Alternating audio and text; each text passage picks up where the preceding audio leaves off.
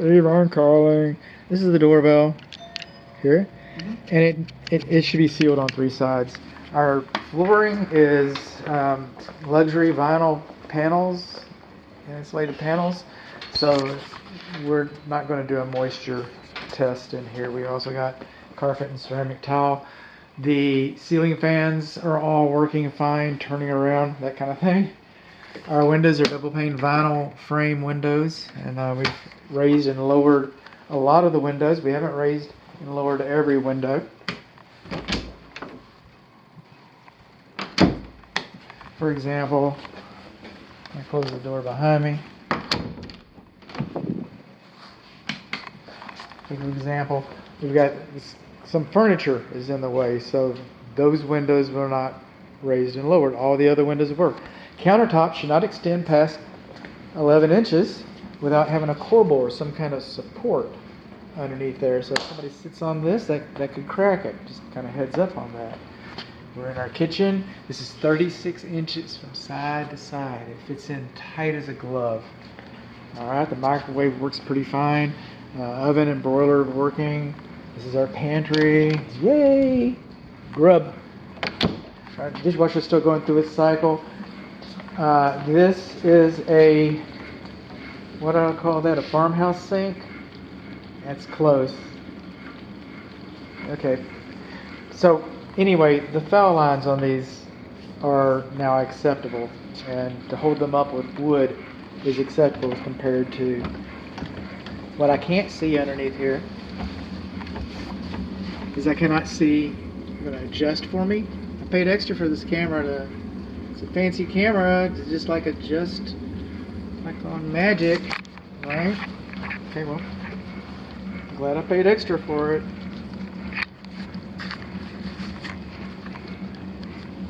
If you have over what I cannot find is escutcheon plates, but also cannot find a pattern fitting underneath here for a pattern loop to help the drain.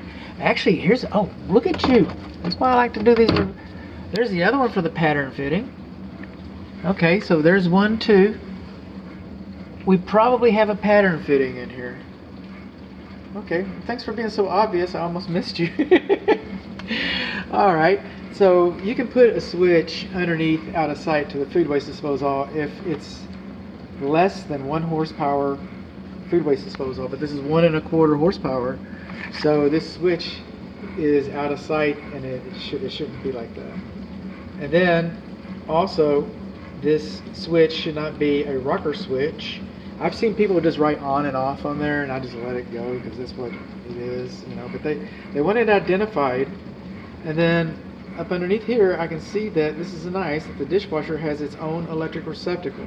So we got an electric receptacle for the dishwasher and the food waste disposal. What we do not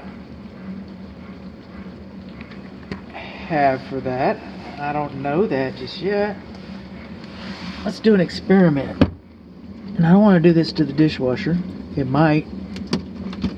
Let's do an experiment because we don't. No GFCI. That's what I thought. That's what I thought. We do not have GFCI protection for the dishwasher. We don't have GFCI protection for the food waste disposal. We're supposed to have that now. We're supposed to have that in our new houses.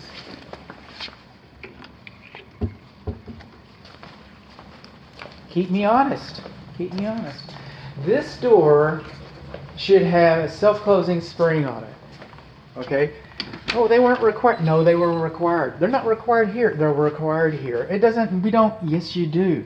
Most of the things we care about are on this side of the door. You might have a toy in the garage or something that you care about, but most fires start in the garages. You're supposed to separate the garage space from the living space, the garage space from the attic space. You're supposed to separate those things. So if a problem does happen, God forbid, you've got a door that's self-closed. I took my spring off. I carry groceries in and out. It was a nuisance. I put a cat door in because I don't want a litter box in the house. I made foolish decisions. Educated, but foolish decisions. So, I mean, there it is. This is the mudroom area. That's wainscoting. I never pronounced that right, but there it is. We got some tile in the laundry area. This is the main water shutoff valve right there, right inside that panel. We have GFCI here, but we do not have GFCI here for the clothes washer. We do not have GFCI for the clothes dryer. Moving on along, because we're movers, mobbers, and grubbers. Coming on in, our doors were not painted on all 6 sides. Okay, the door manufacturer said that to keep the door warranty, if this door warps and you think you're going to get a warranty for it, you won't. And I don't know how often that happens, and I'm not talking about inside doors, but last summer a door company hired me to go look at somebody's exterior door. I'm pretty sure they denied that claim. I'm pretty sure. So here we are in the primary bathroom area, and again we've got no escutcheon plates. Closets and inside.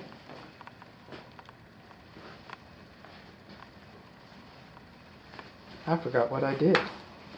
That's it. Check your work, bud. At least it wasn't my recorder.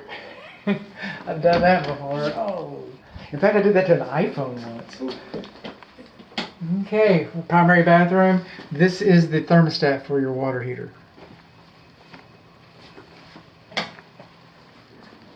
It never did work right after that.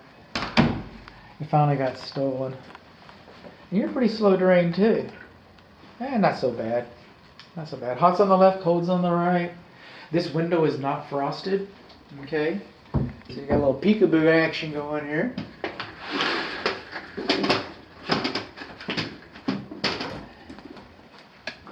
In the shower, this is kind of interesting. The door goes both ways. It's supposed to go both ways. Not supposed to be able to be trapped inside here. These handles handle both of these shower heads. But what's going on is our niche, we do not have enough pitch on our niche. So if the water just sits up there, where's it going to go? It's going to go down. Now where? Where is it? It's in the wall. So it's going to go down in the wall. That's called a clue. Okay. Where do termites live? In the ground. What do they eat? Dead wood, loose-handed. What's wood mulch? Dead wood on the ground next to your house. That's called a clue. Okay. I get it. My wife put wood mulch next to my house too. This half of the house is cooler than that half of the house. I got my extreme temperatures from the registers.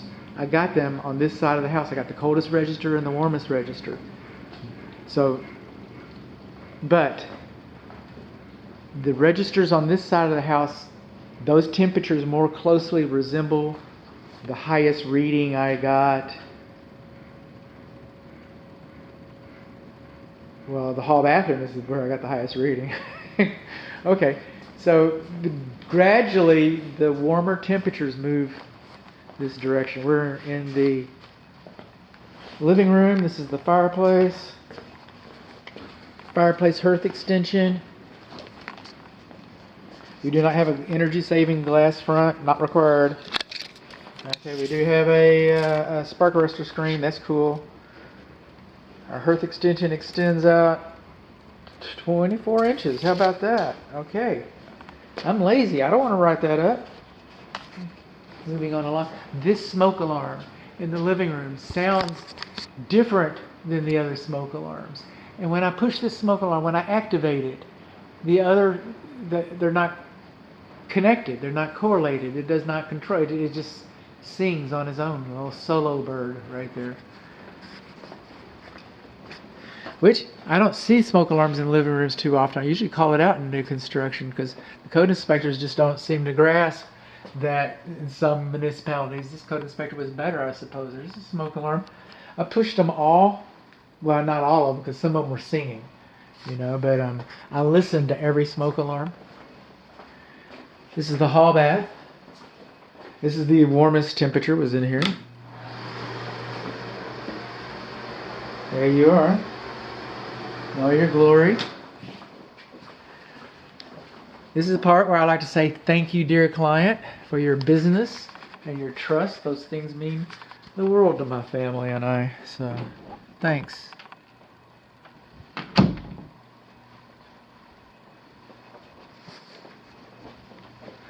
Now, home inspectors are not engineers. We should stay in our place. And so, but I do use engineering equipment. And some of the equipment that I use, okay, is I measure the floor height elevation differential. And I'm looking for guidelines. No more than 1 inch of floor height elevation differential within 25 feet. That's good enough for FHA. That's good enough for us today.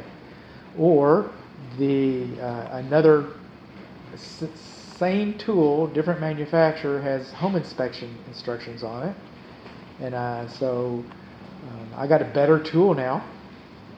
And they don't care about home inspectors. But my old unit that I used to measure the floors, they said for home inspectors, they said no more than 2 inches of floor height elevation differential overall. And that doesn't mean anything.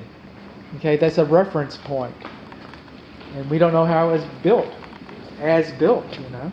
But what I'm getting is I'm not getting either one of those. I'm not getting 1 inch of floor height elevation differential within 25 feet. I'm not getting 2 inches of floor height elevation differential overall. The outside walls, I'm not seeing anything notable in regard to movement. Inside doors, I had one door that opens on its own accord somewhere. I can't find, it'll come to me. It's in my notes.